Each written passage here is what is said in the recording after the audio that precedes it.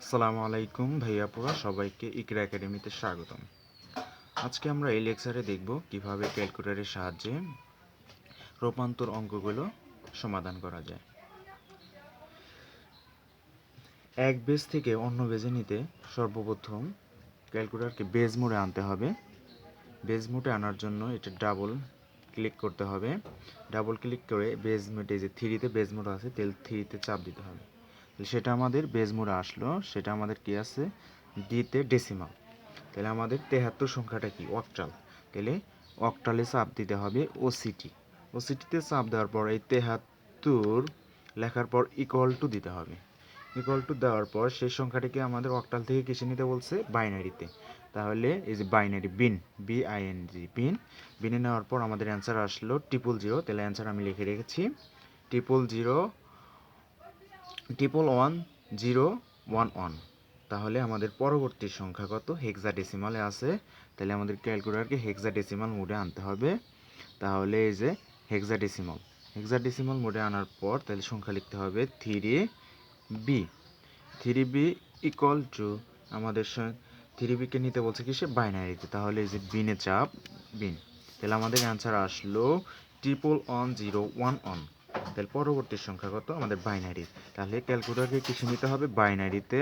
তাহলে বাইনারিতে নেওয়ার পর তাহলে 10101 ইকুয়াল টু আমাদের এত সংখ্যাকে নিতে বলছে কি, সে অক্টালে। তাহলে ওসিটি। তাহলে আমাদের অ্যান্সার আসলো কত, 25। তাহলে আমাদের পরবর্তী সংখ্যা 763 কত, অক্টালে। তাহলে ক্যালকুলেটর আমাদের অক্টাল মোডে আছে। তাহলে 763 ইকুয়াল টু তাহলে আমাদের নিতে হবে কিসে, ডেসিমালে। তাহলে এই যে ডেসিমলে নিলিকালে ডেসিমলে অ্যান্সার আসলো 499। তাহলে অ্যান্সার আসলো কত, 499। তাহলে আমাদের পরবর্তী সংখ্যা আছে কত, ডেসিমলে। আমাদের ক্যালকুলেটর মোডও আছে ডেসিমলে। তাহলে 123 ইকুয়াল টু নিতে বলছে কত, বাইনারিতে। তাহলে বাইনারিতে নিলাম।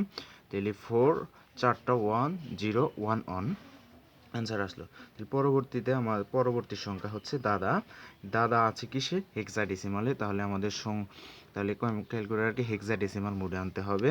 তাহলে DA এই যে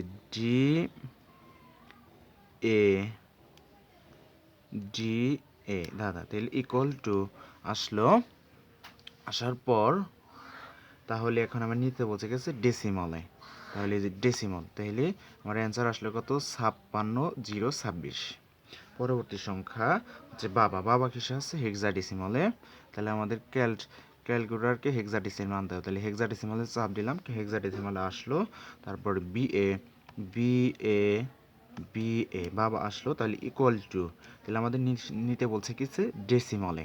তাহলে এই যে হচ্ছে ডেসিমাল। তাহলে অ্যান্সার আসলো কত, 4782। তাহলে এভাবে ধারাবাহিকভাবে তোমরা এই অঙ্কগুলো সলভ করতে পারবা এবং MCQতে খুব সহজে অ্যান্সার করা যায় এবং CQ অ্যান্সারগুলো সঠিক হয়েছে কিনা সেটি ক্যালকুলেটরের সাহায্যে তোমরা যাচাই করতে পারবে।